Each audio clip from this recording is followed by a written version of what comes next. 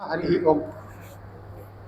ಈ ಶಿಬಿರದ ಸಂಚಾಲನೆಯನ್ನ ಪೂಜ್ಯ ಗುರುಗಳು ಬಹಳ ಕಳಕಳಿಯಿಂದ ಅಷ್ಟೇ ನಿಷ್ಠೆಯಿಂದ ನಡೆಸ್ತಾ ಇದ್ದಾರೆ. ಕೇವಲ ರಾಯಚೂರಲ್ಲಿ ಮಾತ್ರ ಅಲ್ಲ, ಈಗಾಗಲೇ ಪ್ರಾಂಶುಪಾಲರು ತಿಳಿಸಿದಂತೆ ಹೊಸರತ್ತಿ ಮುಂತಾದ ಎಲ್ಲ ಕ್ಷೇತ್ರಗಳಲ್ಲಿ ನಡೆಸ್ತಾ ಇದ್ದಾರೆ.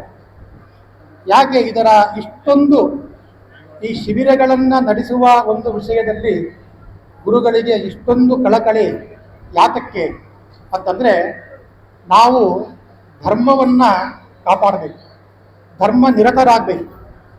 ಇದು ಮುಖ್ಯವಾಗಿರ್ತಕ್ಕಂಥ ಉದ್ದೇಶ ಗುರುಗಳದು. ಯಾಕೆ ಆ ಧರ್ಮದ ರಕ್ಷಣೆ, ಧರ್ಮದ ಆಚರಣೆ ಯಾಕೆ ನಾವು ಮಾಡಬೇಕು ಅಂತಂದರೆ, ಒಬ್ಬ ನೀತಿಕಾರರು ಹೇಳ್ತಾರೆ, ಈ ಆಹಾರ ನಿದ್ರಾ ಇತ್ಯಾದಿಗಳೆಲ್ಲವೂ ಕೂಡ ಪಶುಗಳಿಗೂ ಇದೆ, ಮನುಷ್ಯರಿಗೂ ಇದೆ. ಆದರೆ ಧರ್ಮೇಣ ಹೀನಾಹ ಪಶುಭಿಸ್ತಮಾನಾಹ ಅಂತ ಹೇಳ್ತಾರೆ.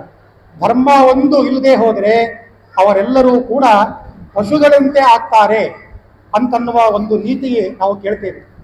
ಗುರುಗಳು ಎಷ್ಟು ಕಾಳಜಿ ಅಂತಂದರೆ, ನಾವು ಯಾರೂ ಹಾಗಾಗಬಾರ್ದು, ನಮ್ಮ ತತ್ವವನ್ನು ನಾವು ಉಳಿಸ್ಕೊಳ್ಬೇಕು ಅನ್ನುವ ಉದ್ದೇಶದಿಂದ ಈ ಧರ್ಮದ ರಕ್ಷಣೆಗಾಗಿ ಈ ಸಂಚಾಲನೆಯನ್ನು ಇಟ್ಕೊಂಡಿದ್ದಾರೆ. ಹಾಗಾದರೆ ಮುಖ್ಯವಾದ ಧರ್ಮ ಯಾವುದು, ಪರಮ ಮುಖ್ಯವಾಗಿರ್ತಕ್ಕಂಥ ಧರ್ಮ ಯಾವುದು ಅಂತಂದರೆ, ಶಾಸ್ತ್ರಕಾರರು ನಮಗೆ ತಿಳಿಸ್ತಾರೆ, ಸ್ವವಿಹಿತ ವೃತ್ಯ ಭಕ್ತ್ಯ ಭಗವದಾರಾಧನಮೇವ ಪರಮೋ ಧರ್ಮ ಅಂತ. ನಮ್ಮ ಮುಖ್ಯವಾದ ಧರ್ಮ ಯಾವುದು ಅಂತಂದರೆ, ನಮಗೆ ಏನು ವಿಹಿತವಾಗಿದೆ ಆಚಾರಗಳು, ಆ ಆಚಾರಗಳನ್ನು ಚಾಚೂ ತಪ್ಪದೆ ಆಚರಿಸುವಂತಹದ್ದೇ ನಮ್ಮ ಧರ್ಮ. ಆದರೆ ಇದೇ ಧರ್ಮ, ಭಗವಂತನ ಪ್ರತ್ಯೇಕ ಪೂಜೆ ಏನೂ ಇಲ್ಲ. ನಮ್ಮ ಧರ್ಮವನ್ನು ಆಚರಣೆ ಮಾಡಿದರೆ ಅದು ಭಗವಂತನ ಪೂಜೆ ಆಗ್ತದೆ.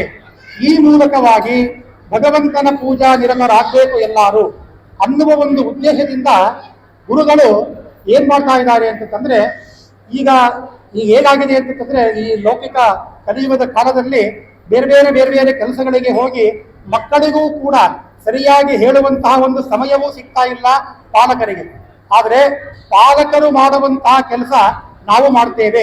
ಒಂದು 10 ದಿನ ಆದರೂ ಕೂಡ, ಒಂದು ವಾರ ಆದರೂ ಕೂಡ ನಮ್ಮಲ್ಲಿ ಮಠಕ್ಕೆ ಬನ್ನಿ, ನೀವು ನಮ್ಮ ಮಠಕ್ಕೆ ಬಂದಾಗ ನಿಮಗೆ ಬೇಕಾಗಿ ನಮ್ಮ ಆಚಾರ ಏನಿದೆ ಅದು ಸಣ್ಣ ಆಚಾರಗಳು, ಆ ಸಣ್ಣ ಆಚಾರಗಳನ್ನೂ ಕೂಡ ತಿಳಿಸಿ ಅದರ ಮೂಲಕ ಅವರಲ್ಲಿ ಇನ್ನಷ್ಟು ಧರ್ಮಶ್ರದ್ಧೆ ಬೆಳೆಸಿ ತನ್ಮೂಲಕವಾಗಿ ಧರ್ಮ ನಿರತರಾಗುವಂತೆ ಮಾಡಬೇಕು ಎಂಬತಕ್ಕಂಥ ಮುಖ್ಯ ಉದ್ದೇಶದಿಂದ ಗುರುಗಳು ಈ ರೀತಿಯಾಗಿ ಧರ್ಮಾಚರಣೆ ನಿರತರಾಗಿ ಮಾಡಬೇಕನ್ನೋ ಉದ್ದೇಶದಿಂದ ಈಗ ಬಂದಿದ್ದಾರೆ.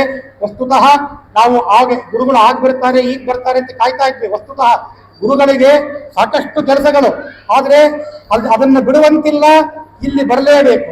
ಅದಕ್ಕೋಸ್ಕರ ನಾನು ಇಲ್ಲಿದ್ದೇವೆ ಜನರಿಗೂ ಉತ್ಸಾಹ ತುಂಬೋದಕ್ಕೋಸ್ಕರವಾಗಿ ಹಂತವಾಗಿ ತಿಳಿಸಿಕೊಡ್ತಾ ಇದ್ದಾರೆ ತಮ್ಮ ವರ್ತಮಾನವನ್ನು ತಿಳಿಸಿಕೊಟ್ಟು ನೀವೆಲ್ಲರೂ ಆ ಗುರುಗಳ ಆಶೀರ್ವಾದ ಪಡೆದು ಆ ಧರ್ಮ ಒಂದು ಪ್ರಜ್ಞೆ ಬೆಳೆಸ್ಕೊಳ್ಬೇಕು ಅಂತ ಉದ್ದೇಶದಿಂದ ಈ ರೀತಿಯಾಗಿ ಧಾರ್ಮಿಕ ಕಾರ್ಯಕ್ರಮವನ್ನು ಇಟ್ಟಿದ್ದಾರೆ. ಯಾಕೆ ಅಂತಂದರೆ, ಮತ್ತೊಂದು ಮಾತು ಹೇಳ್ತಾರೆ, ಧರ್ಮ ತತಃಸುಖಂ ಅಂತ.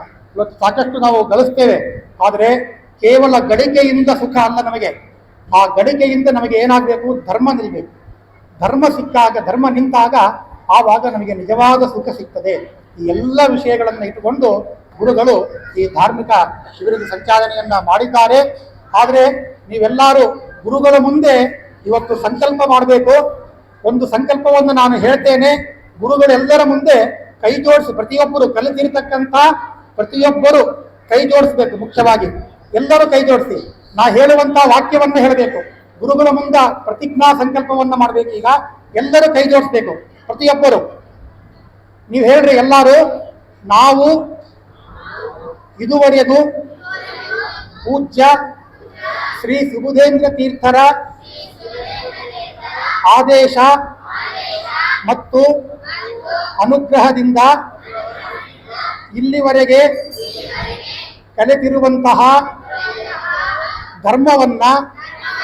ಧರ್ಮದ ವಿಷಯವನ್ನ ಭಗವಂತನಲ್ಲಿ ಸಮರ್ಪಣೆ ಮಾಡುತ್ತೇವೆ ಮತ್ತು ಕಲಿತಿರುವಂತಹ ಈ ಧರ್ಮದ ಉಳಿಮೆಯನ್ನು, ಬೆಳವಣಿಗೆಯನ್ನು ಕೂಡ ಖಂಡಿತ ಮಾಡುತ್ತೇವೆ ಎಂಬುದಾಗಿ ನಾವು ಗುರುಗಳ ಮೂಲಕ ಭಗವಂತನಿಗೆ ಸಮರ್ಪಿಸಿ ಸಂಕಲ್ಪವನ್ನು ಕೂಡ ಮಾಡುತ್ತೇವೆ. ಶ್ರೀಕೃಷ್ಣಾರ್ಪಣಮಸ್ತು. ಇಲ್ಲಿಯವರೆಗೆ